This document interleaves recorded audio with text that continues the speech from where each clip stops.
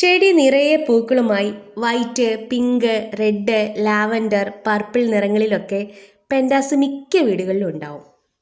വിത്തിട്ടും കമ്പ് കുത്തിയും പെൻഡാസിൻ്റെ പുതിയ തൈകൾ ഉണ്ടാക്കാം. ഇതിൻ്റെ വിത്തുകൾ തീരെ ചെറുതാണ്, മണ്ണിൽ വിതറിയാൽ മതി. ചെടി പൊടിച്ചു വരുന്നത് വരെ മണ്ണിൽ എപ്പോഴും നനവ് നിലനിർത്തണം. കമ്പ് കുത്തി കിളിർപ്പിച്ച ചെടിയിൽ പൂവിടുന്നതിനേക്കാൾ ഇത്തിരി കാലതാമസം എടുക്കും വിത്തിട്ട് കിളിർപ്പിച്ച ചെടിയിൽ പൂ പിടിക്കാൻ. പക്ഷേ പൂക്കൾക്ക് പുതിയ നിറമായിരിക്കും. മദർ പ്ലാന്റ് പിങ്ക് ആണെങ്കിൽ അതിൻ്റെ വിത്തിട്ട് കിളിർപ്പിച്ച ചെടിയിൽ മറ്റൊരു നിറമായിരിക്കും കിട്ടുക. പുതിയ നിറങ്ങൾ ആഗ്രഹിക്കുന്നവർ ഇങ്ങനെ വിത്തിട്ട് കിളിർപ്പിച്ചാൽ മതിയാവും. കമ്പ് കുത്തി കിളിർപ്പിക്കുമ്പോൾ മഴക്കാലത്താണെങ്കിൽ പൂവ് കൊഴിഞ്ഞ് ആ മണ്ടഭാഗം കുത്തിവെച്ചാലും പെട്ടെന്ന് കിളിർത്ത് കിട്ടും. ഇപ്പോഴത്തെ ചൂടിന് മണ്ടഭാഗം വെച്ചാൽ കിളിർക്കാൻ ചാൻസ് വളരെ കുറവാണ്. കുറച്ച് കട്ടിയുള്ള കമ്പ് കട്ട് ചെയ്ത് വെക്കുന്നതാണ് നല്ലത്. 2 ആഴ്ചയ്ക്കുള്ളിൽ വേര് പിടിച്ചു കിട്ടും. നന്നായി വേര് പിടിപ്പിച്ച് ഇലകളൊക്കെ വന്നതിന് ശേഷം വെയിലത്തേക്ക് മാറ്റി വെക്കാം.